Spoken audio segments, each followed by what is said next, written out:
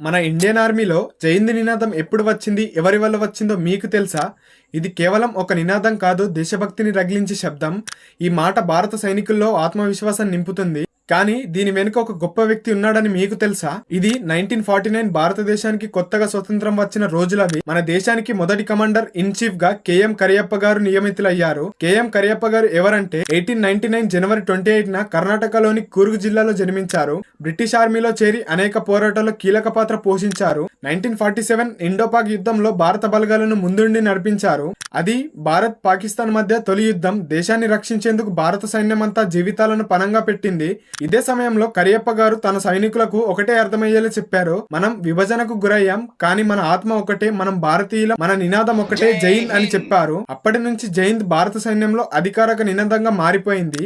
ఇది కేవలం ఒక మాట కాదు, దేశభక్తిని రగిలించే ఒక మంత్రం. సైనికుడు అయితేనే కాదు, ప్రతి భారత పౌరుడు జై హింద్ అంటూ గర్వపడాలి. ఎందుకంటే ఇది మన జాతీయ గౌరవం.